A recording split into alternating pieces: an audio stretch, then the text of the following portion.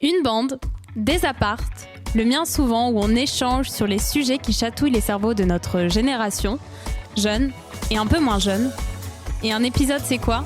C'est une discussion avec un ou une invitée que je connais de près ou de loin sur un parcours de vie, une idée, une histoire. Bienvenue dans Bande Apart. Bande Apart.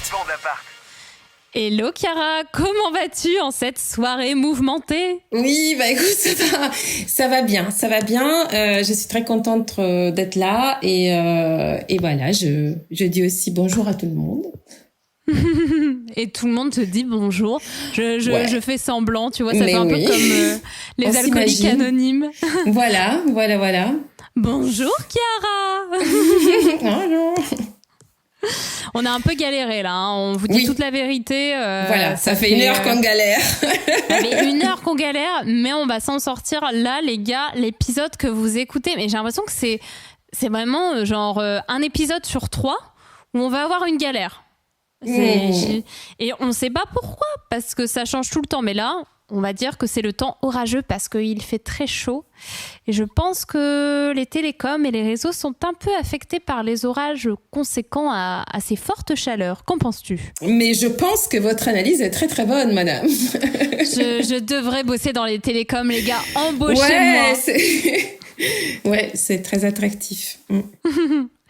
Et du coup, aujourd'hui, on va parler de reconversion et créativité, sans transition, tu vois. Sans transition. Non, mais là, on a peur. Là, on se dit, tu vois, on est vraiment à un 3e essai où là, les batteries des téléphones, des ordinateurs ne marchent plus.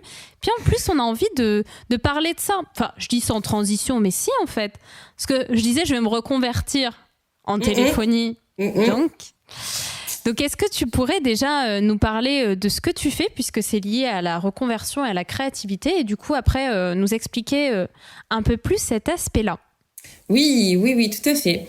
Donc, moi, je suis Chiara Kirchner et j'ai créé tout début 2020 mon activité sous le nom de l'art de l'itinérance, qui au départ, en fait, est plus qu'une activité, c'est une méthode, en fait, une méthode de créativité qui sert justement à orienter le projet professionnel.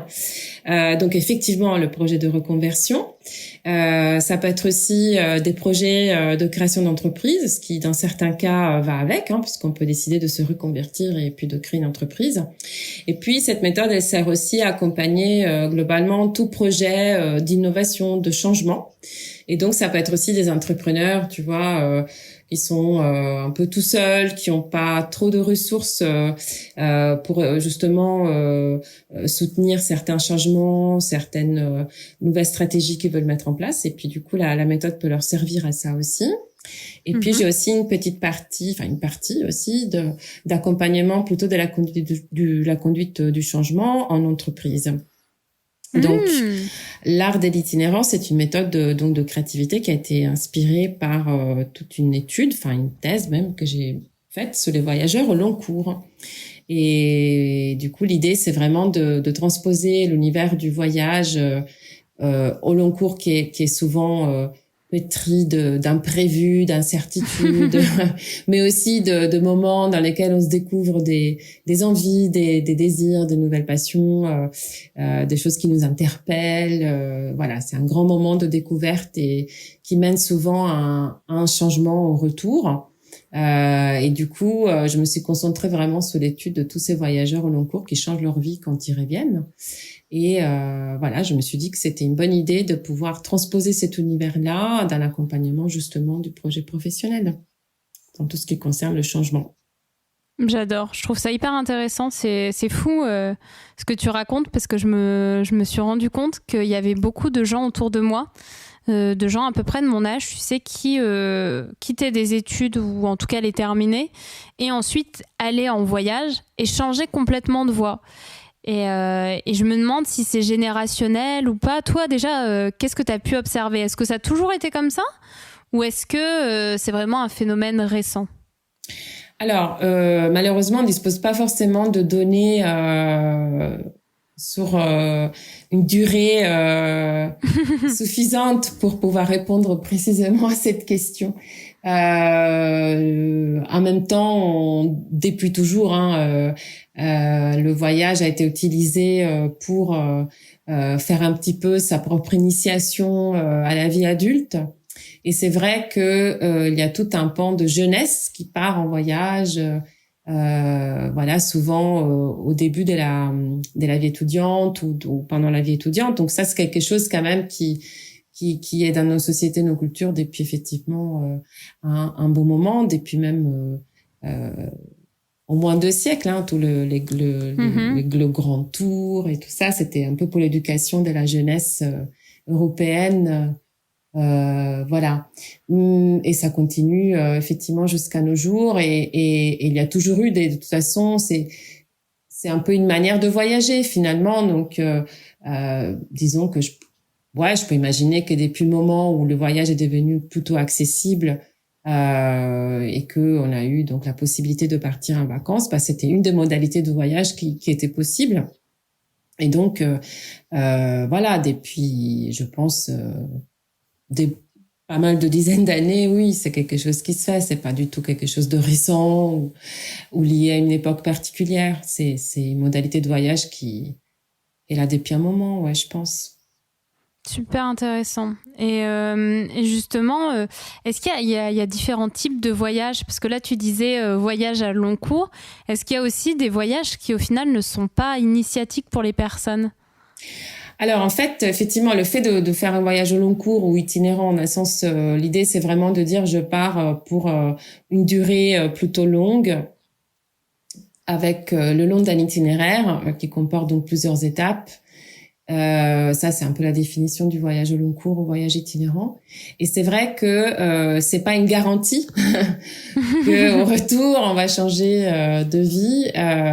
Parmi toutes les personnes que j'ai pu observer, étudier, il y en a qui ne opéraient pas de changement et heureusement parce que du coup j'ai pu comparer en fait la manière qu'ils ont eu de gérer un peu tout le projet de voyage et de le réaliser et me rendre compte de ce qui faisait finalement la différence. Et j'ai pu me concentrer sur la manière qu'ils avaient, ce qui changeait au retour de s'y prendre.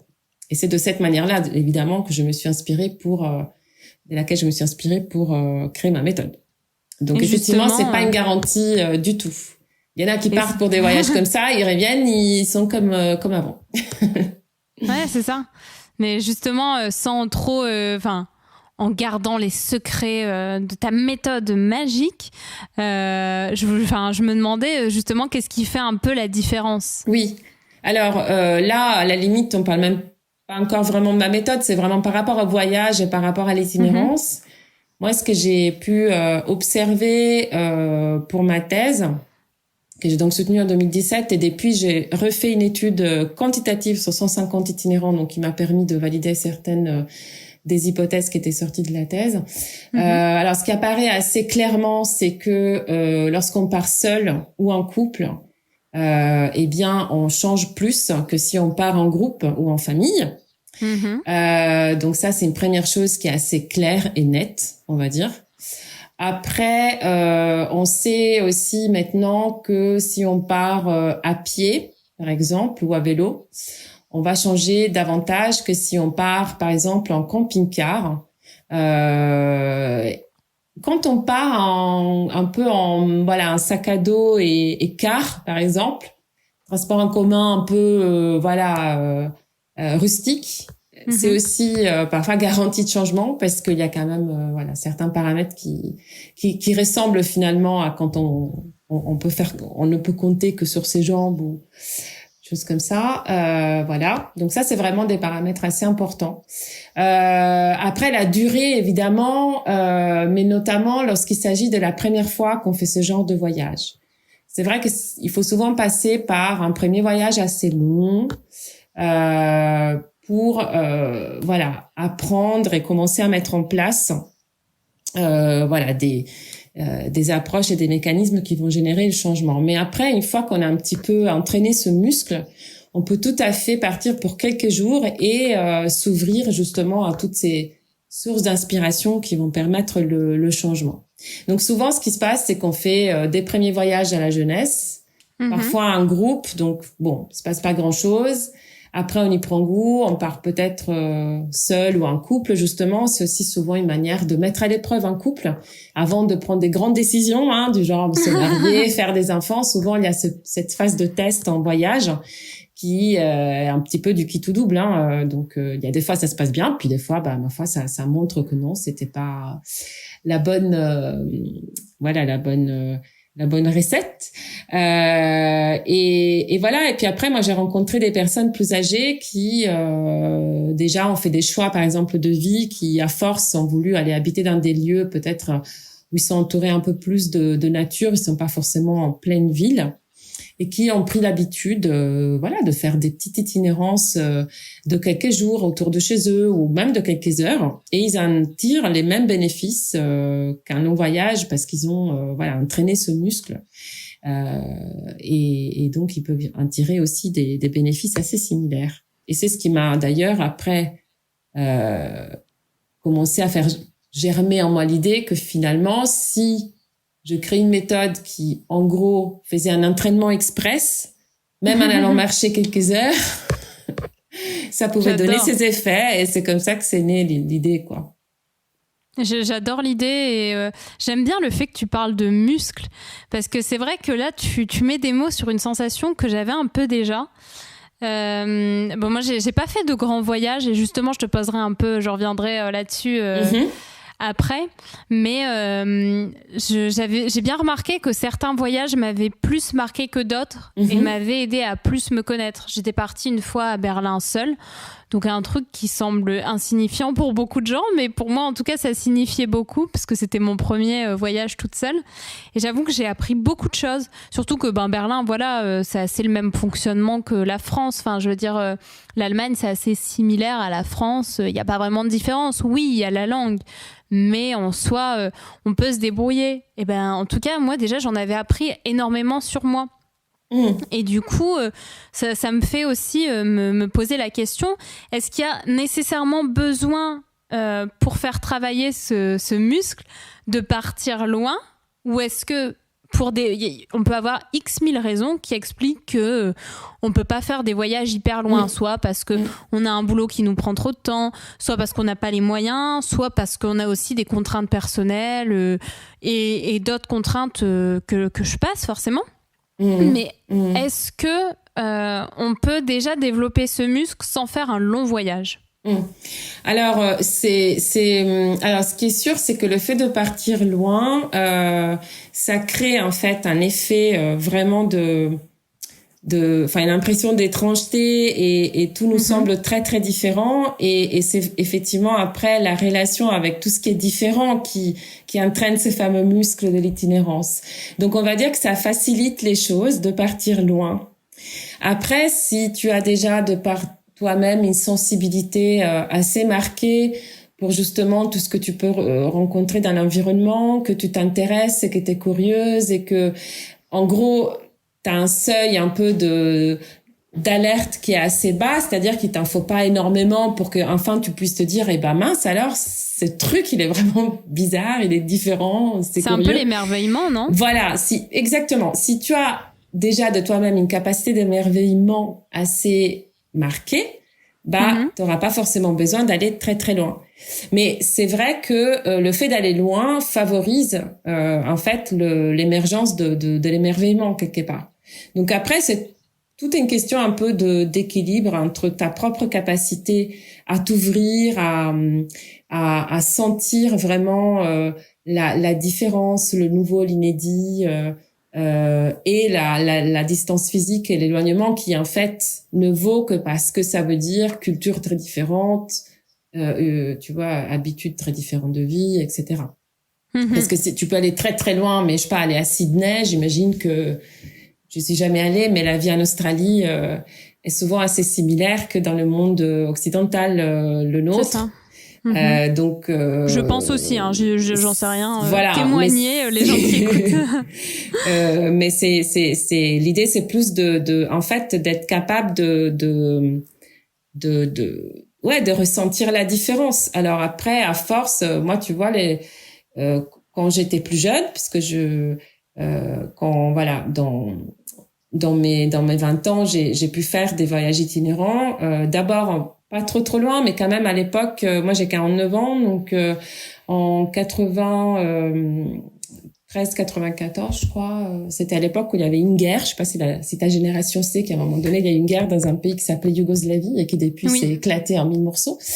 Et à cette époque-là, en fait, je suis partie. Donc à l'époque, j'étais encore en Italie. J'ai étudié à l'université de Trento et qui est plutôt dans le nord. Et de là, on est parti en fait avec une 4L, avec une tente sur le toit. Et on a fait, donc à deux, on était un couple, toute une itinérance qui nous a amené en fait donc au départ en Autriche, l'Hongrie, et puis après on a contourné en fait l'ex-Yougoslavie pour arriver donc après la Roumanie, la Bulgarie, et puis après donc la Grèce, la Turquie, voilà. Et puis après, on a retraversé la mer et on est remonté par toute l'Italie. Enfin bref, on a fait une sorte de boucle comme ça. Donc ça, c'est une première chose. Et c'est vrai que bon, à l'époque, c'est vrai que quand tu te retrouves en Roumanie, dans les villes en plus un peu célèbres pour les histoires de vampires, etc. C'est déjà un petit choc culturel qui est pas mal. Et puis après, quelques années après, donc en 95, je suis partie au Mexique. Pareil, pour faire une longue itinérance. Là, c'était pour réaliser le mémoire de maîtrise en anthropologie.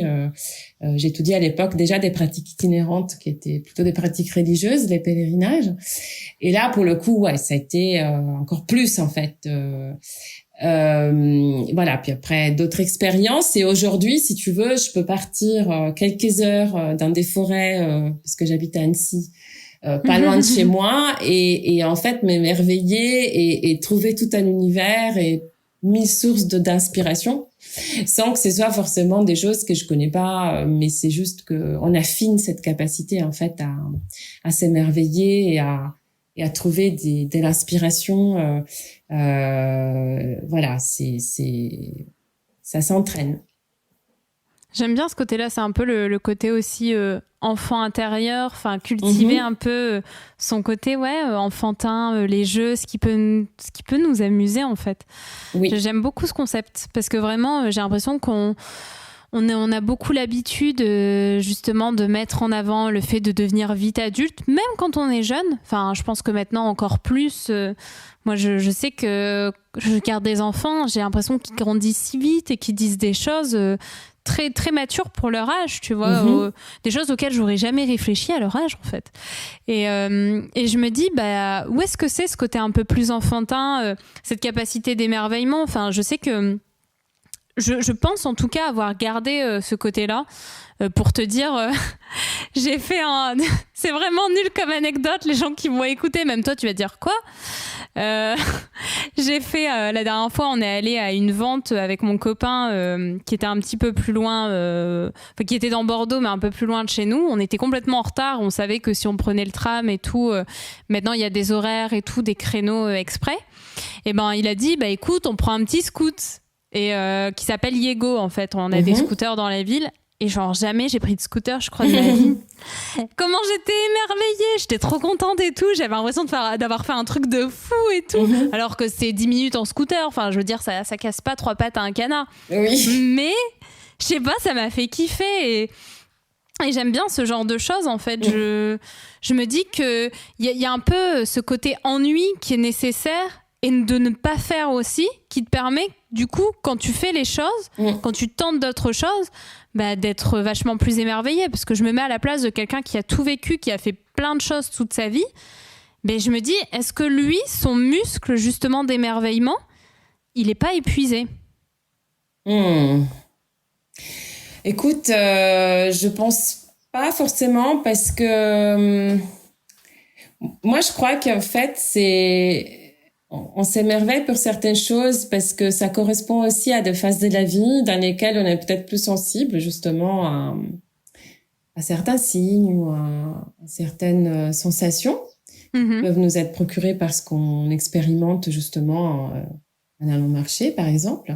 Et comme en fait la vie, elle change continuellement et que nous-mêmes on change tout le temps et qu'il nous arrive des choses, et en fait, tu vois, selon ce qui peut t'arriver, un chemin que tu aurais fait un jour et rien t'aurait vraiment parlé, bah comme il t'est arrivé quelque chose, et bah tu vas voir une petite cabane qui va te rappeler le fait que bah ouais, bientôt il va falloir déménager, alors que peut-être quelques mois avant tu aurais pas du tout pensé, et ça va te donner des idées, etc.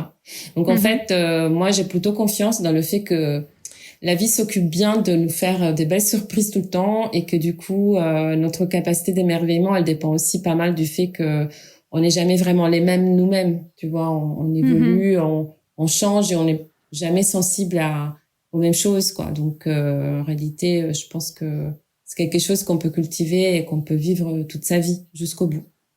Et que, J'adore. Voilà, on change tout le temps. J'adore ce sujet. Limite, je me dis, bah voilà, on va parler que de ça au final. On change de sujet, mais je trouve que c'est hyper intéressant. Ça apporte beaucoup de parler d'émerveillement, et je trouve qu'on n'en parle peut-être pas assez. Tu vois, même si les sujets dont on parle, forcément, il y a des choses qu'on voit passer, bah, au final, on oublie de dire aux gens cultiver cette capacité d'émerveillement. Oui. Et pour revenir au sujet, du coup, tu t'expliquais ton activité, le fait d'accompagner justement différents types de personnes.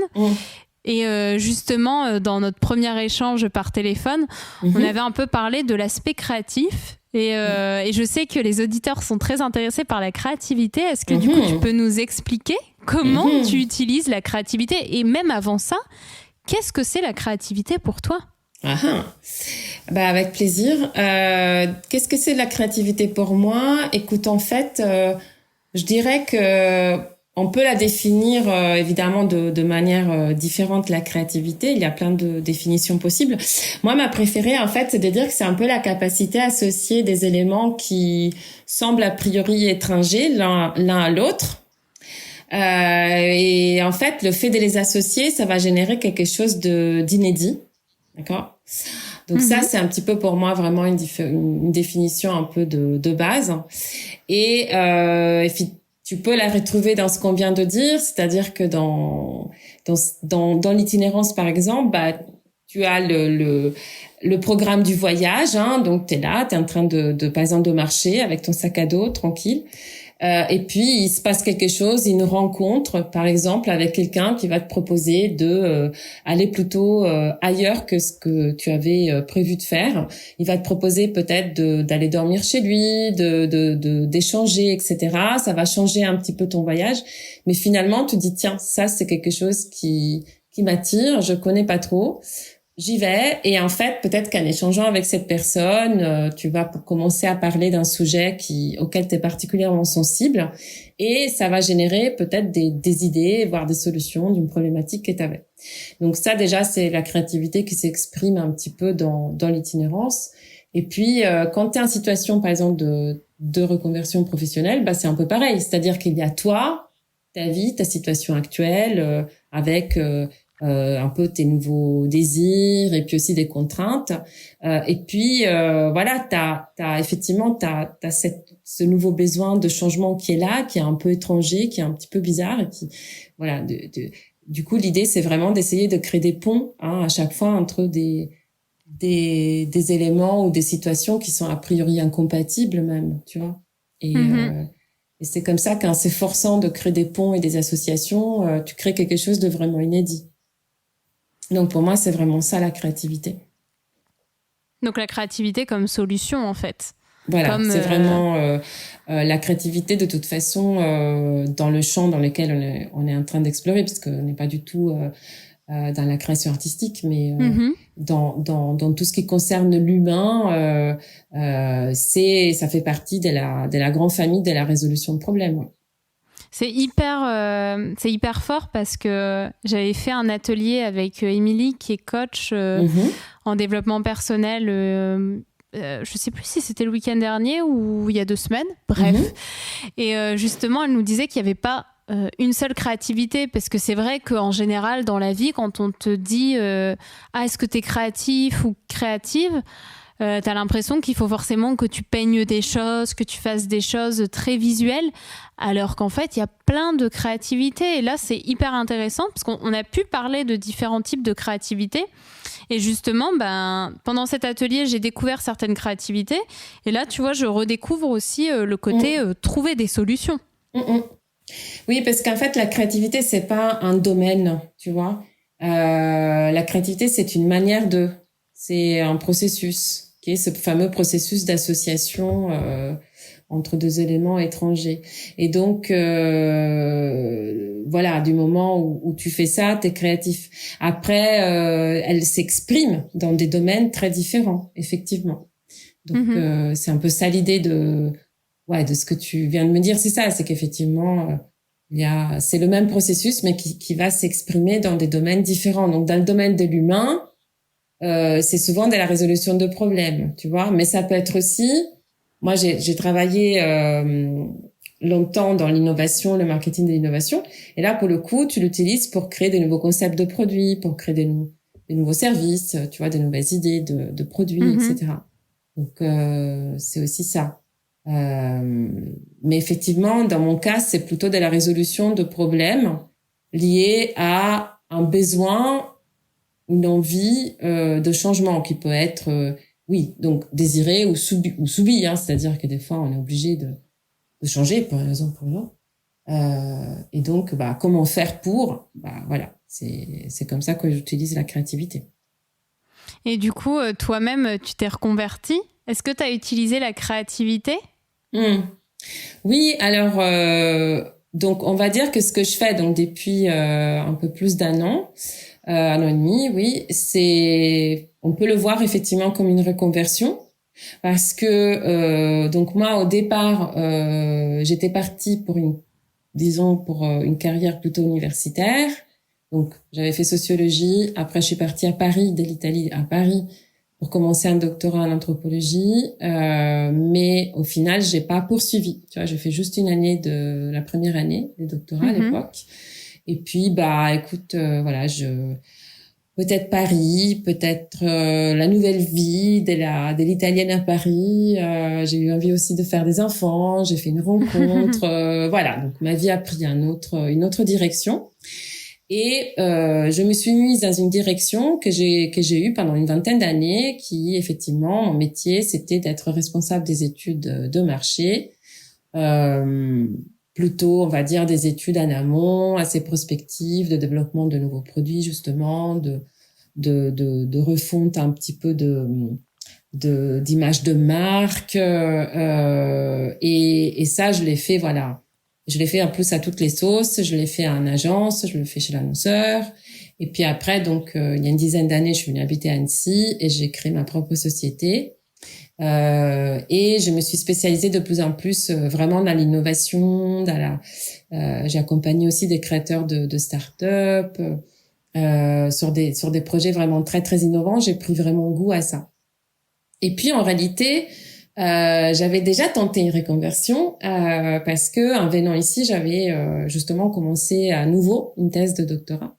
Bon, à nouveau, essayer d'essayer de travailler dans l'enseignement et la recherche universitaire, donc en parallèle de mon activité professionnelle. Et en fait, cette reconversion, je l'ai ratée, hein. C'est-à-dire que j'ai soutenu ma thèse en 2017, j'ai essayé donc, j'ai fait plusieurs interventions dans des colloques scientifiques, j'ai publié des articles, j'ai fait des missions de recherche en CDD pendant 2 ans, et quand j'ai voulu présenter le concours, en fait, j'avais des laboratoires qui m'appuyaient, mais on m'a aussi fait savoir que j'aurais mis un peu de temps avant de l'avoir, genre 4-5 ans, et que du coup, au moment où normalement j'aurais pu l'avoir, j'aurais été un peu trop âgée pour l'avoir. Et du coup, je savais pas qu'il y avait un âge où c'est-à-dire qu'en fait, les contrats de recherche, ils durent 5 ans, par exemple, des choses comme ça. Donc, si t'arrives que t'as 50 ans passés, ils vont pas te prendre pour en faire 2, quoi. Tu vois? Ils préfèrent prendre des gens qui ont 30 ans et ils vont investir l'argent pour un peu plus longtemps. Je savais pas ça. Ouais. Donc ça c'est bon, c'est comme ça. Du coup, en fait, c'est à partir de là, c'est fin 2019. J'ai dit OK. Du coup, t'as fait tout ce pataquès de thèse, de machin, de toute cette nouvelle vie bizarre un peu universitaire pour rien. Enfin pour rien. Mais en réalité, moi déjà pendant ma thèse, j'avais tenté d'appliquer les premiers résultats que j'étais en train d'avoir sur le projet d'itinérance sur des créateurs d'entreprises, et ça avait commencé à donner des choses. Mais après, j'avais laissé tomber parce que je voulais pas continuer dans l'entreprise. Mais à ce moment-là, en fait, qu'est-ce que j'ai fait? Je me suis dit, écoute, tu l'avais appliqué à ces créateurs d'entreprises, ça avait marché, ça avait commencé à donner des résultats. Et du coup, en gros, c'est là qu'en fait, comment j'utilisais la créativité pour me reconvertir. En fait, j'ai encore plus peaufiné les résultats de ma thèse, et notamment cette partie d'application. J'ai appliqué cette méthode qui était encore un peu vague, encore un peu imprécise. J'ai essayé de la préciser tout en me l'appliquant à moi et à ma propre incertitude dans qu'est-ce que je veux faire après de ma vie, quoi. Et du coup, voilà, à l'époque, j'avais un peu 3 options. C'était soit m'acharner dans la recherche, soit retrouver un boulot dans une entreprise, et soit créer donc une entreprise qui aurait été donc celle que finalement j'ai créée. Et je me suis appliqué cette méthode avec toutes les techniques de créativité que j'ai développées exprès. Donc si tu veux, j'ai créé cette méthode tout en me l'appliquant. Du coup, tu nous as fait du teasing. J'ai envie de savoir quelle est cette méthode. Est-ce que tu peux nous en dire en plus? Non, mais là, je pense que tout le suspense est à son comble. Le suspense est à son comble. Alors, en fait, il y a 3 grandes composantes dans la méthode de l'art de l'itinérance. Il y a d'abord une histoire d'étapes. Tu vois, il y a 12 étapes qui correspondent, en fait, alors, je rappelle, on transpose le projet de voyage itinérant au projet de changement professionnel. Et donc, en fait, j'ai observé que les itinérants, ils passaient par 3 grandes phases, et chacune avait 4 étapes. Première phase, c'est la préparation du voyage. Après, donc, la réalisation, et ensuite le retour, qui est aussi une phase assez importante, parce que si tu rates cette phase-là, toutes les graines, en fait, qui ont été sémées pendant la réalisation du voyage, elles vont pas, en fait, germer, elles vont pas pousser. Et donc, voilà, j'ai identifié toutes ces étapes. Et j'ai vraiment transposé le contenu, tu vois, de une étape de par exemple de la préparation du voyage. Je sais pas, il y a un moment donné où tu vas par exemple chercher du conseil auprès de gens qui ont déjà fait ce voyage, qui vont te conseiller par rapport à l'itinéraire à suivre, à la meilleure manière de t'y prendre, par rapport à combien de nourriture amener, etc. Donc ça, c'est devenu une étape de ma méthode, tu vois, dans laquelle par exemple je fait en sorte que chacun puisse identifier une sorte de guide qui va pouvoir lui montrer un peu la voie, qui va jouer un peu le rôle de modèle, un petit peu d'exemple. Un peu mentor et exactement. Tout. Okay. Donc, voilà, par exemple, ça c'est un exemple. Et donc, tu vois, pour chacune des étapes, j'ai fait ce travail de transposition. Donc, il y a ces étapes. Après, donc, il y a aussi une progression en termes d'objectifs. C'est-à-dire que, tu vois, l'itinérant, quand il part pour faire l'itinéraire du point A au point B. Donc, quelque chose d'assez terre à terre. Après, pendant le voyage, il se rend compte que finalement, il était peut-être parti aussi parce qu'il avait envie de découvrir une nouvelle culture, ou alors de s'amuser, ou alors, tu vois, d'aller à la rencontre, par exemple. Il y en a qui partent pour faire le tour de tous les potiers du Moyen-Orient, enfin, tu vois. Donc, il y a une sorte de motivation un petit peu liée à des valeurs, à des envies, à des passions. D'accord? Donc, on travaille évidemment aussi tout ce côté motivationnel.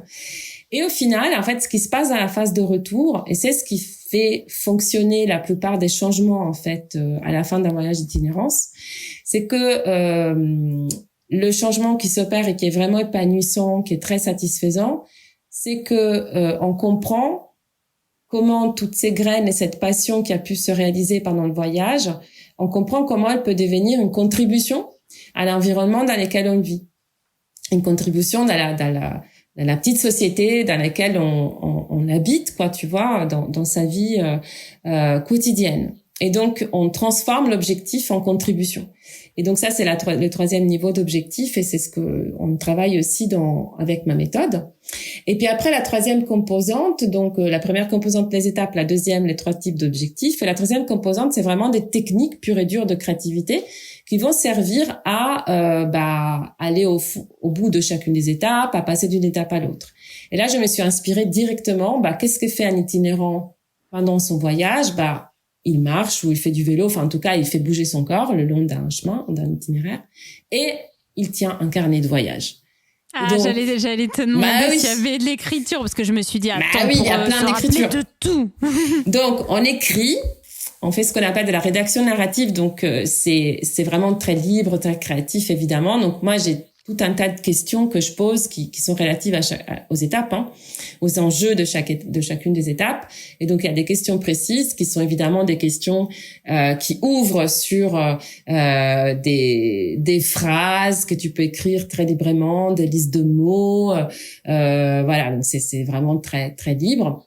Après, il y a toute la partie d'expression graphique, parce que tu sais que dans les carnets de voyage, souvent, en fait, on fait des petits dessins de quelque chose qu'on a vu, qui nous a marqué, quelqu'un qu'on a rencontré, des petites scènes, des petits événements qui se sont passés, voilà. Donc, il y a tout le côté d'expression graphique qui, dans ce que je propose, sert vraiment à faire ressortir tout le côté émotionnel et qui est vachement important parce que c'est un niveau qui est très difficile à aborder uniquement par le verbal et qui passe aussi par quelque chose qui est de l'ordre de la sensation, puisque les émotions, en réalité, c'est des sensations à la base. Après, on leur met des étiquettes d'émotions, mais une émotion est avant tout une réaction physiologique. Et donc, avec l'expression graphique que je propose, on commence à avoir accès à cette dimension-là, qui évidemment est très porteuse de sens, qu'on n'aurait pas découvert uniquement avec le verbal. Et une fois qu'on a bien préparé tout ça, qu'on est bien descendu à ce niveau vraiment très sensible, je propose donc la marche. Donc pour l'instant, voilà, je le fais à côté d'Annecy dans un chemin que j'ai trouvé, que j'ai repéré, qui correspond en tout point au prérequis d'un bon chemin d'itinérance. Et voilà, donc on marche minimum 2 heures, tu vois, sur une journée, on marche 2 heures, sur 2 jours, on marche 3 heures, etc.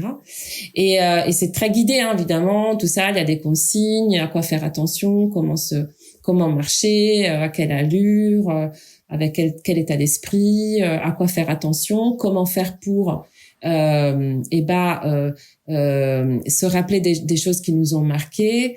Et après, donc voilà. Donc et après, quand on revient en fait de cette phase de marche, qui est donc la phase un peu centrale, à nouveau technique de carnet de voyage, donc rédaction et dessin, pour justement restituer ce qui s'est passé pendant la marche et petit à petit le transposer au projet professionnel. Donc là, si tu veux, on a fait une sorte de voyage. Donc on a préparé, on est parti, on s'est ouvert, on a reçu, et quand on rentre, on transpose petit à petit, on revient un petit peu à la réalité, quoi. Mais on n'est plus les mêmes et on a compris plein de choses et on a eu plein d'idées pour son projet. C'est fou ce que tu racontes, c'est fou parce que je me rends compte qu'on parlait d'écriture dans l'épisode justement sur l'overthinking et je sais toujours pas le dire, je suis désolée. Ne me blâme pas pour mon anglais. Ça se comprend bien. Donc sur le fait de trop penser, je vais finir par dire ça. Oui, j'aime bien le terme anglais écrit et lu dans ma tête, mais dit, je me dis non. Et justement, j'écris beaucoup ces temps-ci. Et avant, j'écrivais, enfin, je vais être sincère, je sais même pas si je me rappelle plus si je l'avais dit dans cet épisode-là, mais j'écrivais vraiment tout ce qui me contrariait, tu vois, tout ce qui était un peu négatif. Et là, j'ai changé d'aspect. Où j'écris vraiment ce que je vis au quotidien et des petits trucs qui sont un peu nuls, tu vois, des trucs qui vont pas être extraordinaires, mais je me rends compte que ça m'apprend énormément de choses sur moi. Et là, en écoutant ce que tu dis, je fais pas encore de dessin, mais du coup tu m'as donné envie de faire des dessins. je me rends compte qu'en fait c'est un peu ça. C'est que là, le confinement qui s'est passé, mais aussi les mesures, ça nous a forcé effectivement à adapter notre vie à un quotidien un peu métro, boulot, dodo, sans avoir... Parce que moi, j'ai toujours eu envie de voyager ou justement de faire quelque chose comme ça d'initiatique. Et j'ai jamais eu l'occasion. Et en fait, je me dis, tu vois, même là, Au final, c'est ce que tu proposes aussi, mais à Annecy. J'aurais une question par rapport à ça, justement. Mais au quotidien, on peut justement essayer d'avoir ta méthode, bon, effectivement, s'adresser à toi pour savoir exactement, mais développer un peu cette idée de te connaître, voir ce que tu fais, comment tu réagis, quelles sont tes sensations pour savoir qui tu es. Je pense qu'il y a ça aussi que j'ai envie de dire, tu vois, parce que je suis la première à dire que les voyages, c'est important, mais c'est important si tu es dans le bon état d'esprit. Tout à fait. Et surtout, si en fait, tu le fais pour les bonnes raisons. Si tu voyages pour voyager quand je dis si tu voyages pour voyager, si tu voyages tout simplement pour partager sur les réseaux sociaux, dire j'ai fait ça dans ma vie, je sais pas, il y a un côté où je vais me dire est-ce que c'est les bonnes raisons, alors que si tu voyages parce que tu sais que ça va t'apporter quelque chose, sortir de ta zone de confort et plein d'autres raisons, je me dis déjà c'est peut-être un peu mieux. Tout à fait. Bah tu vois, c'est un peu les niveaux d'objectifs dont je parlais tout à l'heure, c'est-à-dire tu peux partir pour partir. Tu peux partir pour justement apprendre beaucoup sur toi-même et effectivement mieux te connaître. Et puis après, il y a encore l'autre niveau qui est plus après de rendre aux autres tout ce que tu as appris, auquel je tiens beaucoup quand même. Aussi. Et mais effectivement, tu peux vraiment avoir ces niveaux différents, quoi. C'est sûr que si tu restes au premier niveau, bah tu fais une belle vacance et c'est bien aussi, quoi, tu vois. À un moment donné, on peut pas toujours non plus être dans l'introspection, la connaissance de soi, l'initiatique, etc., hein. Je veux dire, c'est trop fatigant après. Fatigant, c'est comme si tu vivais dans un état d'hyper lucidité tout le temps. Donc c'est pas grave à la limite, quoi, tu vois. Moi aussi ça m'est arrivé dans ma vie de faire des vacances purement touristiques, quoi, tu vois. Contemplative un peu. Voilà, et c'est pas grave, quoi, mais c'est juste que effectivement il y a cette possibilité, on va dire, d'utiliser les voyages pour autre chose et d'apprendre aussi ensuite des postures, des attitudes qui peuvent être aussi utiles dans la vie de tous les jours. Moi, c'est vrai que je sais pas toi, mais moi j'écris encore aujourd'hui beaucoup et je fais aussi parfois quand je comprends pas ce qui m'arrive, je dessine, tu vois. Mais quand je dis que je dessine, je fais pas des dessins figuratifs dans lesquels tu peux identifier il y a Chiara qui est là, la maison machin. Non, c'est vraiment des formes, des couleurs qui sont en lien entre elles. J'essaye vraiment d'exprimer graphiquement ce que je ressens à l'intérieur. Et voilà, et c'est ça. Tu fais de l'art en fait. Aussi. Bah non, je crois pas. Enfin, c'est un peu de l'art quand même. Tu vois, c'est assez basique, le côté quoi, esthétique. Tu vois. Hein. C'est très basique en fait, et c'est vraiment pour moi que ce soit l'écriture ou cette expression graphique, elle a autant de valeur dans ce qu'elle représente que dans ce qu'elle implique comme acte, tu vois, dans l'acte même d'écrire ou dans l'acte même de dessiner ces formes, de les remplir ou pas de telles couleurs. C'est une action qui est très libératrice et qui est aussi qui va t'apprendre plein de choses sur toi, quoi, tu vois. Et après, oui, il y a un résultat, il y a quelque chose qui finalement est écrit, il y a quelque chose qui est représenté, mais c'est plus dans l'acte en fait même de d'écrire et de dessiner qu'il y a cette puissance en fait, je trouve. Tu parles d'acte, tu penses que pour se reconvertir, peut-être le plus important c'est agir, et même pour être créatif? Oui, c'est clairement pour moi, oui. Alors après, tu vois, moi je suis quelqu'un, il y a quelque chose qui m'a beaucoup passionnée dans mes études. Moi j'ai fait déjà des formations de créativité pendant ma vie professionnelle, plus ou moins longues et approfondies, hein. J'en ai fait de plusieurs genres, et après pendant la thèse j'ai évidemment aussi étudié beaucoup de livres de créativité, sur lesquels d'ailleurs tous les instruments sur lesquels je suis en train d'enregistrer sont posés, hein. Je vous parle sur une pile de livres de créativité, et à un moment donné je me suis passionnée par un auteur qui s'appelle Howard Gardner, qui est américain, qui est prof à Harvard, et c'est lui qui a créé la théorie des intelligences multiples. D'accord? Donc, que tout le monde connaît, les 7 intelligences. Tu vois, l'intelligence, il y a l'analytique, visuelle, spatiale, et il y a aussi l'intelligence kinesthésique. Et j'ai assez vite compris en lisant ces livres que je faisais partie de ces gens qui ont une intelligence kinesthésique assez marquée. Tu peux nous réexpliquer ce que c'est pour les gens qui vont écouter, qui ne savent pas forcément. Donc tout ce qui est kiné, hein, c'est le mouvement. Hein, quand tu vas chez la kiné, c'est voilà, c'est une histoire de mouvement. Donc ça fait référence à tout le système musculaire, articulaire, moteur. C'est tout le système en fait qui te permet de bouger, d'avancer, de marcher, etc. Et plus largement l'action. D'accord. Donc ça veut dire qu'en gros, moi, pour apprendre quelque chose, j'ai besoin de le faire. Si tu m'expliques, par exemple, que en me parlant quelque chose, t'as aucune chance de m'apprendre quoi que ce soit. Je pense que je suis pareil que toi. Hein. Parfois, on me dit des choses et je suis en mode oui, c'est sûr. Ouais, c'est ça. Ouais. Mais il n'y a rien qui rentre. Ouais. Voilà, c'est ça. Je viens de voir un orage de fou là depuis tout à l'heure. Je sais pas si on l'entend, mais j'ai l'impression que l'orage, tu sais, il tourne autour de la résidence et qu'à tout moment, là, je sais pas si tu l'entends, mais il est fort. On va le perdre. Non, mais tout à l'heure, j'ai vraiment eu peur. J'avais une sorte de flash. J'ai fait oups. Non. Ça reste avec nous. Je reste avec vous. Reste avec nous. Ouais, donc voilà. Et à la limite, moi déjà, le visuel, ça m'aide mieux. Si tu me fais un schéma, par exemple, là, déjà, je commence à mieux comprendre. Mais donc, le schéma, une intelligence un peu visuelle, non? Alors, aussi. Mais le visuel, mais dans le sens de schéma, tu vois. Moi, je suis même dans mes ateliers, quand on fait de l'écriture, souvent, je fais faire des tableaux pour que ils sachent où mettre certains mots, certaines phrases. Et ils rigolent un peu parce que effectivement, je suis un peu la femme au tableau et au schéma. Mais dans le tableau et le schéma, si tu veux, il y a déjà une notion un petit peu de mouvement parce que tu vois, t'as des endroits un peu différents où mettre les choses. Donc tu commences d'un côté, tu vas dans l'autre. Donc au final, c'est toujours assez dans le mouvement. Et donc, évidemment, puisque c'est une méthode que j'ai créée moi-même et que j'ai étudié des gens qui bougent pour changer, évidemment que il y a ce côté très action. Et en même temps, j'ai envie de te dire, moi, les gens qui viennent à mes ateliers formation, ils sont pas tous kinesthésiques, tu vois. Mais j'ai l'impression quand même qu'ils bénéficient vachement de cette approche par l'action. Et que on est de toute façon tous dotés de toutes les intelligences. Et on a tous intérêt, je pense, à les développer toutes, tu vois. Même si toi, tu as une dominante, mais écoute, rien ne t'empêche d'aller développer un peu plus une intelligence qui peut-être t'avait laissé un peu de côté. Elle va sûrement t'apporter des choses, des nouvelles choses, une nouvelle approche, des nouvelles idées, justement.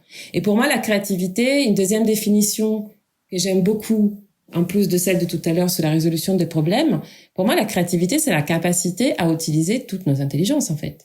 C'est-à-dire que normalement, enfin, par notre éducation, le système scolaire, etc., on est hyper analytique. Il y a du verbal, évidemment. Après, le reste, c'est vraiment laissé un peu de côté. Et donc, la créativité, en réalité, pour moi, c'est vraiment la pleine intelligence, tu vois. C'est toutes les intelligences. S'approprier tout ce qu'on a, en fait. Bah ouais. Donc, avec ce que je fais, je me dis, mets toutes les chances de ton côté, ouvre tous les horizons possibles, mobilise toutes tes ressources pour trouver la solution à ton problème, quoi. Tu vois, c'est un peu ça l'idée. Donc, pour la reconversion, pour la création d'entreprise, comme ça pourrait être pour d'autres choses. Bon, moi, c'est mon job, c'est dans ces eaux-là. Donc, voilà, je l'utilise pour ça. Mais en réalité, tu pourrais l'utiliser pour d'autres choses aussi, tu vois. Ouais. Et justement, je me pose un peu la question. Bon, déjà, il y avait quelque chose que je voulais te demander depuis tout à l'heure. Du coup, l'accompagnement que tu proposes, tes clients, même que ce soit entreprise ou particulier, se rendent nécessairement à Annecy ou est-ce qu'ils peuvent aussi faire ce type de chemin près de chez eux? Alors, moi, en fait, donc là, déjà, ça fait pas hyper longtemps que je propose vraiment des accompagnements. Ça fait un peu plus d'1 an.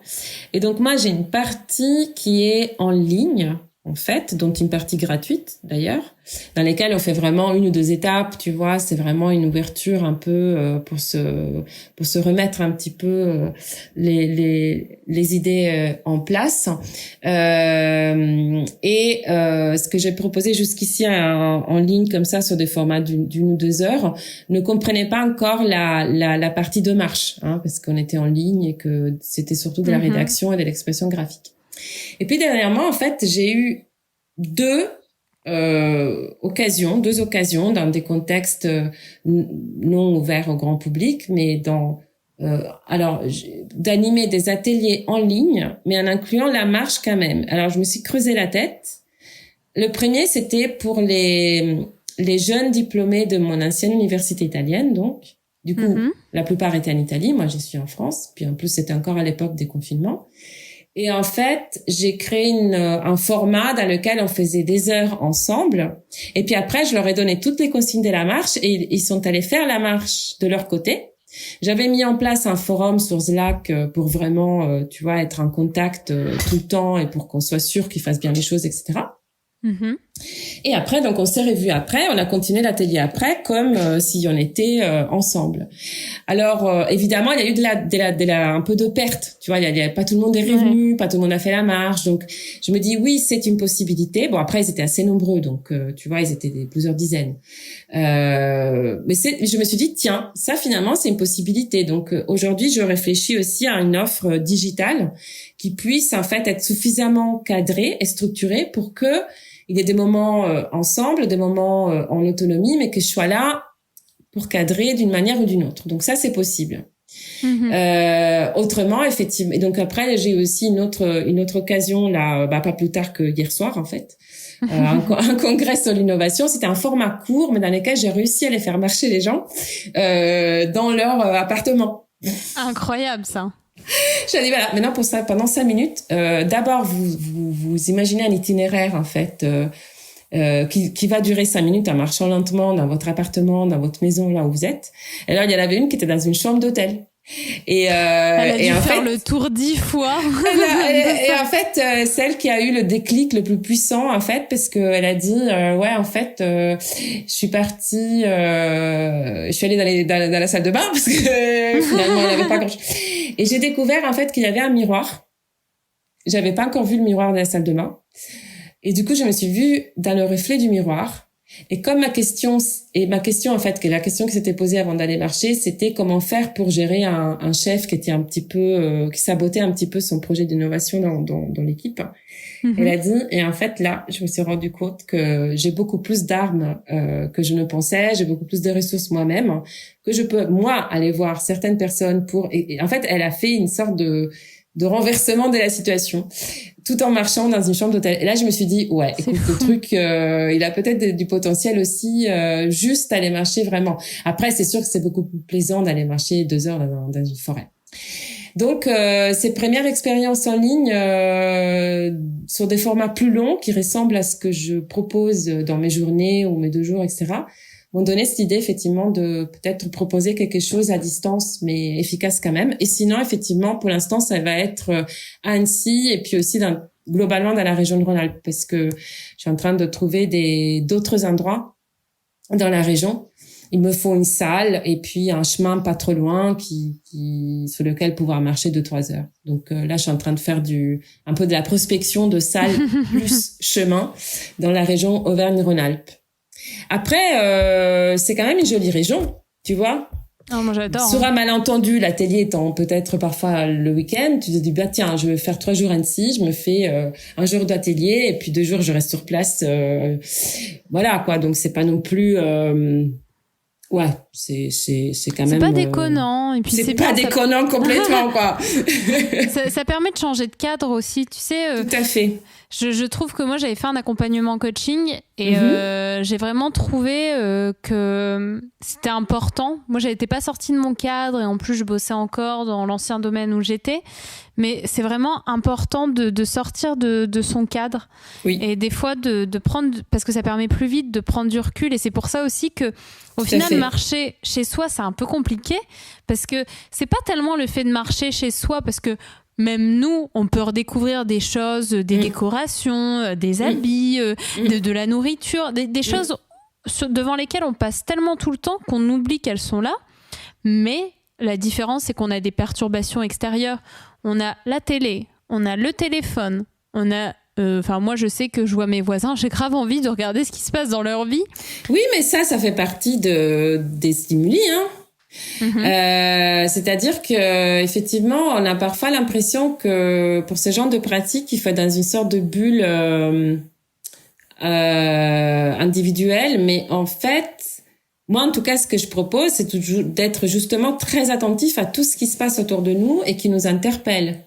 Et tu vois, moi-même ou certains de mes stagiaires, parfois, on a pu avoir des idées parce qu'on a entendu une conversation de gens qu'on a croisés. Ou alors parce que là, justement, il y avait, enfin, tu vois, et du coup, ça peut être tout à fait. Non, c'est bien le contraire. L'idée, c'est vraiment dans ce que je propose d'entrer en totale relation avec l'environnement. On est dans l'itinérance, on n'est pas dans la pure marche, on va dire dans une sorte de bulle. Le concept d'itinérance, c'est de marcher, mais en étant en relation avec l'environnement, en fait, et donc ouvert et sensible à tout ce qui se passe et qui peut nous interpeller, et qu'après, en fait, on va interpréter, transposer. Et aussi, on part pas comme ça dans mes ateliers, dans ce que je propose, on part pas comme ça marcher du jour au lendemain. Enfin, il y a toute une préparation qui est faite et qui va justement éveiller la sensibilité et le potentiel de s'émerveiller. Et donc voilà, c'est vraiment quand tu pars marcher, t'es fin prête. Donc même si tu fais effectivement de ta chambre à ta salle de bain, il se passe des choses. À ce qui paraît, vu ce qui s'est passé hier soir, tu vois. Donc, voilà. Mais après, effectivement, ce qu'on me dit aussi beaucoup, c'est quoi qu'il arrive, même pour les gens qui habitent ici, ça reste des journées dans lesquelles ils s'occupent vraiment d'eux. Et du coup, j'imagine que si t'es dans un endroit qui est beau comme ici et qui te donne envie, voilà, de te prendre soin de toi, ça peut être bien aussi, quoi. Ça, c'est sûr, de pas être forcément dans un endroit que tu connais par cœur, quoi. Mm-hmm. Ça renforce ce côté, je prends ce temps pour moi, je prends cet espace-temps pour moi, pour me recentrer, ouais, ça, c'est sûr. C'est ça, ça te change un peu, de cadre et des responsabilités. Parce que c'est vrai, maintenant, ouais, je comprends mieux ce que tu veux dire. Enfin, je l'avais compris, mais c'est vrai que pour moi, j'ai parfois l'impression que, par exemple, quand je vais écrire ou quand j'ai besoin de faire le point, qu'il n'y ait pas de perturbation, parce que je peux vite me laisser distraire et penser à autre chose et oublier qu'il y avait quelque chose que j'avais envie d'exprimer. Oui, tout à fait.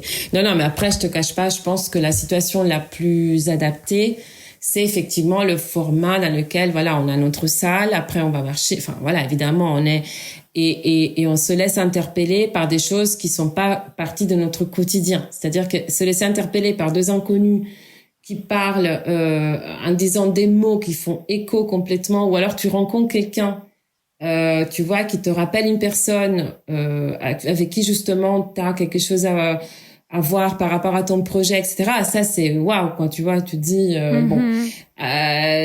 c'est plus facile d'avoir ces genres de moments quand c'est des choses que tu connais pas, que plutôt des choses de ton quotidien, évidemment. Complètement mais d'accord. Bon, c'est pas impossible, mais c'est sûrement mieux d'être un petit peu en dehors du quotidien. Et justement, vu qu'on parle un peu des conseils pour se reconvertir de façon générale, qu'est-ce que tu dirais aux gens qui se posent des questions sur leur métier? Quels conseils tu leur donnerais? Oui. Alors moi, donc, je suis pas du tout je fais pas de l'orientation professionnelle comme pourrait faire une psychologue du travail, tu vois, ou même que moi, je travaille avec des conseillères professionnelles dans des bilans de compétences, mais moi, je fais juste ma partie et elles font la partie, on va dire, technique. Donc, évidemment, moi, je peux pas dire à quelqu'un, t'as plutôt des compétences dans la biotechnologie, donc ça serait bien que t'aies travaillé, tu vois, dans la recherche. Enfin, c'est pas ce genre de conseils que je peux donner aux personnes qui veulent se reconvertir. Moi, c'est plus vraiment dans l'approche, tu vois. La première chose que je dirais, c'est en fait de pas envisager la reconversion comme une révolution, tu vois, où tu irais tout bouleverser et toi avec, en fait. Pour moi, c'est important d'identifier, de garder un petit peu un fil conducteur dans sa vie, tu vois, parce que à mon avis, quelque part tout a une logique et un sens. Et ce qui est beau, c'est vraiment de jouer un peu avec ça et de voir comment tu peux le tourner au prochain chapitre, tu vois. Et je pense pas qu'on parce que moi je vois il y a des personnes, surtout les plus jeunes, à leur première ou deuxième expérience professionnelle, ils arrivent et te disent j'ai tout raté, enfin j'ai fait une erreur, j'aurais pas dû faire ces études-là, c'est parce que mes parents m'ont poussé à faire ça, c'est nul, je veux plus, etc.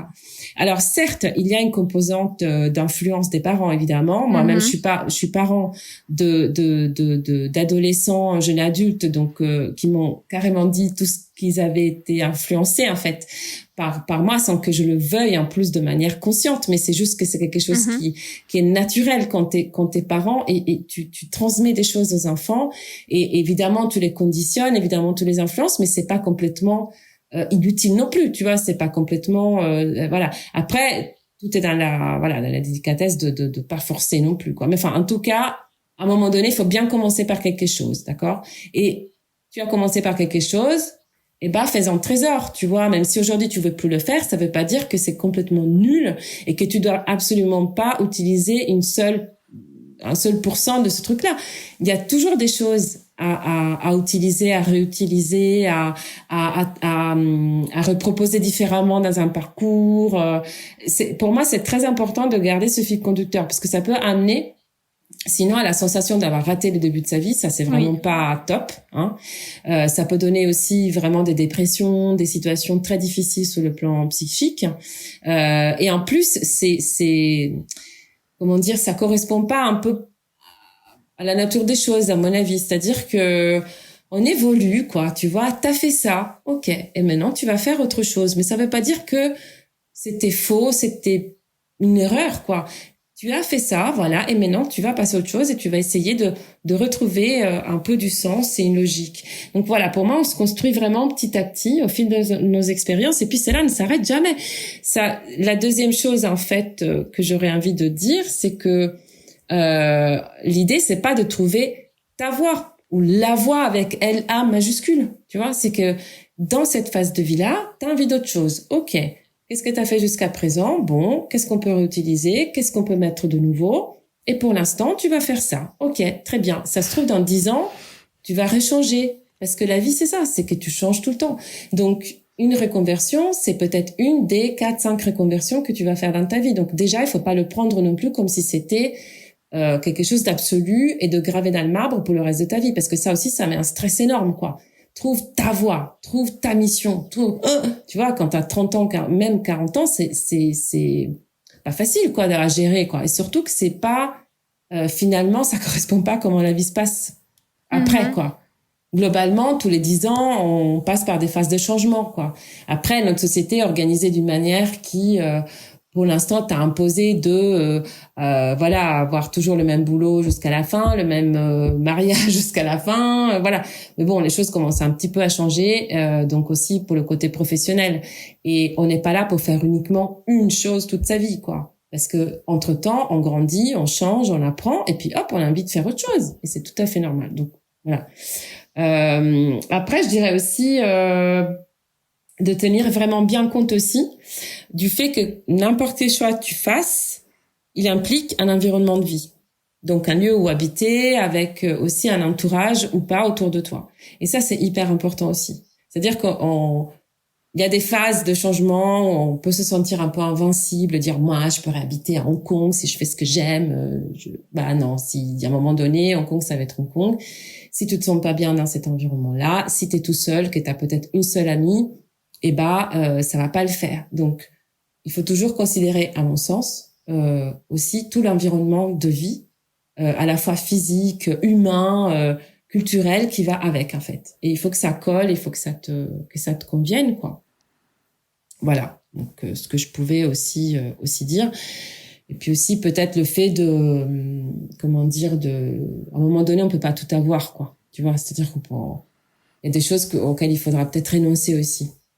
Il y a un peu des concessions à faire sur les choses. J'aime beaucoup ta vision des choses. Ça apporte beaucoup parce que tu vois, effectivement, je vois beaucoup de personnes qui, dans tous les domaines, il n'y a pas un seul domaine, qui disent trouvez votre mission de vie, etc. Et qui viennent apporter une nouvelle approche par rapport à celle qui a été faite pendant des années vous faites des études sécuritaires entre guillemets pour faire un boulot en sécurité et avoir telle vie, alors que bon, ça correspond pas à tout le monde. Mais sans rentrer dans ce débat-là, je trouve que ce qui est intéressant, c'est que tu parles de plusieurs missions de vie, de plusieurs reconversions. Oui. Et c'est fou parce qu'en fait, je me rends compte que quasiment, je n'ai jamais vu quelqu'un utiliser, en tout cas dans son marketing ou dans autre chose, plusieurs missions de vie ou un côté pour dire ta mission de vie actuelle. Et je trouve que c'est important parce que juste dans l'utilisation des mots, on se rend compte qu'on est en train d'induire des choses auprès des gens, alors qu'en fait, c'est ça. On évolue tout le temps. C'est ça. Par exemple, je connais personne. Après, bon, il existe des gens comme ça, mais qui va rester avec une personne toute sa vie. Pourquoi ? Parce que tout simplement, la personne va évoluer. Tout à fait.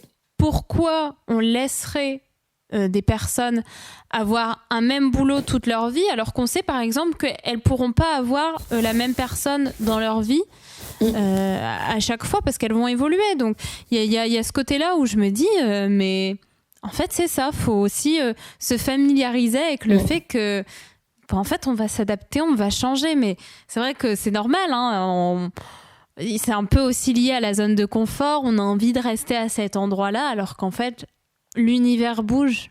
Alors nous aussi, il faut qu'on bouge. C'est ça, exactement. T'as tout compris.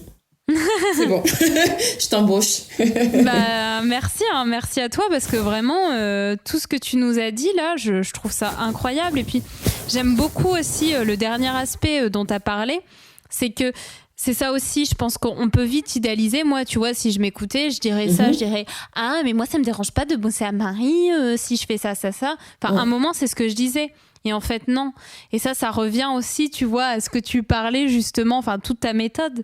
En fait, ta méthode vise surtout à se connaître. Et si tu te connais pas, si tu sais pas ce qui est fait pour toi, ou ce qui n'est pas fait pour toi, certes, tu peux tester et agir, mais tu vas parfois te retrouver dans des situations où tu vas te dire, au final, j'aurais dû éviter ça parce que ça me correspond pas du tout. Tout à fait. Exactement. Bah oui, c'est ça. Après, c'est sûr que moi aussi, en étant jeune, tu vois, j'avais vraiment la bougeotte. Donc, tout ce que je voulais, c'était partir, aller à l'étranger. Donc, voilà, je me voyais même aux États-Unis. J'étais prête à aller n'importe où. Et je pense que quand on est très jeune, on peut faire ça éventuellement. Parce qu'on a peut-être moins besoin et puis on a envie de découvrir de nouveaux endroits pour justement essayer de comprendre où est-ce qu'on se sent le mieux, tu vois, parce que et après pouvoir choisir en toute conscience et l'endroit où vivre, tu vois. Donc, mais à un moment donné, passer cette phase vraiment qui est la toute première partie de la vie professionnelle, et après on commence à construire autre chose à côté, hein. Donc à un moment donné, on a besoin aussi de ça, et puis on commence à avoir des vraies préférences pour des types d'environnement, tu vois, et donc ça, il faut vraiment le prendre bien en compte. Et d'ailleurs, en fait, tu sais, les itinérants, beaucoup quand ils rentrent, notamment des tout premiers voyages, déménagent. Tu vois, c'est un des premiers changements qu'ils font, c'est souvent le déménagement. C'est-à-dire qu'ils comprennent, grâce à tout ce voyage qu'ils ont fait, à la connaissance d'eux-mêmes qu'ils ont récupéré, etc. Ils se rendent compte de l'importance de l'environnement de vie, en fait. Et du coup, un des premiers changements qui sont mis en place, c'est le déménagement. Où est-ce que je vais habiter? Et à partir de là, tu vois, il y a l'éclosion de tout le reste. Et voilà, pour moi, c'est vraiment très, très important de vraiment choisir en toute conscience le lieu de vie, quoi. Et à la limite, de faire dépendre le reste de ça. J'irais presque jusqu'à dire ça, quoi. Je suis complètement d'accord. Complètement d'accord avec ça. Je pense que c'est important, surtout ton environnement. Donc, effectivement, le lieu de vie, avant même ce que tu vas choisir. Tout à fait. Merci beaucoup pour cet échange, Chiara. C'était vraiment... on a galéré, hein, on va se le dire à commencer, avec tous ces imprévus. Mais vraiment, j'ai trouvé ça passionnant. Écoute, je suis ravie. Moi aussi, j'ai passé un très, très beau moment. Et puis, tu sais, l'imprévu est le sel de l'itinérance et le sel de la vie. Alors, voilà, hein. peut-être qu'on n'aurait pas parlé d'autant de choses, qu'on serait pas allé comme ça, tu vois, si on n'avait pas eu cet imprévu-là. Donc, j'ai envie de dire merci l'orage, merci le réseau, merci voilà, Free, on a intégré l'imprévu, on en a fait une pépite, tu vois. C'est exactement ça l'itinérance. C'est bien. Bah écoute, ça donne grave envie de tester ta méthode et du coup, je te laisse un peu plus aussi parler de tes réseaux sociaux, d'expliquer un peu plus. C'est le moment pub. Allez, c'est le moment pub, c'est à toi. Go. Alors, moi, je suis présente donc en tant qu'art-itinérance sur Instagram, mais j'ai aussi un compte perso, donc qui est Chiara Cassé, donc CHIARA Cassé. Donc dans le compte de l'art de l'itinérance, c'est vraiment autour de ma méthode, les différentes parties, les principes, etc. avec des tutos, des assez pédagogiques, on va dire. Et puis il y a aussi toute l'actualité donc de mes ateliers en ligne, de mes conférences en ligne. Il y en a à peu près chaque mois. Ils sont gratuits si vous voulez découvrir un petit peu la méthode. Puis je parle aussi de tout ce que je fais, les ateliers, les formations, etc. Et après, dans le compte perso, c'est plutôt en fait mes propres petites itinérances autour de chez moi ou lorsque je suis un peu plus loin, donc avec beaucoup d'images de forêts, d'arbres que j'adore et des citations inspirantes. Voilà, de manière un peu plus générale. Après, je suis aussi sur LinkedIn. J'ai un site internet, artitinérance.com. Voilà, donc après, si vous voulez donc assister à un des ateliers ou conférences gratuits en ligne, vraiment c'est hyper simple. Vous trouvez tous les détails sur Instagram. Et sinon, il y a des ateliers donc à Annecy. Le prochain sera en octobre. Donc vous avez le temps de vous organiser. C'est samedi 16 octobre à Annecy. Donc ici, ça sera donc le début de l'automne avec tous les arbres qui commencent à devenir rouges, oranges, jaunes. C'est magnifique. Incroyable, j'adore cette saison aussi. Donc écoute, merci encore, vraiment. Et puis, j'espère que tu auras pu aider d'autres personnes. Je suis sûre que oui. Et n'hésitez pas également, du coup, à aller voir ton compte et surtout à te poser des questions. Absolument, c'est ce que je voulais dire. N'hésitez vraiment pas. Moi, j'aime beaucoup échanger et répondre aux questions. Donc, pas de problème. Ça se voit, ça se sent et ça fait beaucoup plaisir. Je te souhaite une très belle soirée et puis à très vite. Merci. À toi aussi. Merci beaucoup. À très vite. Merci à toi. Salut. Salut.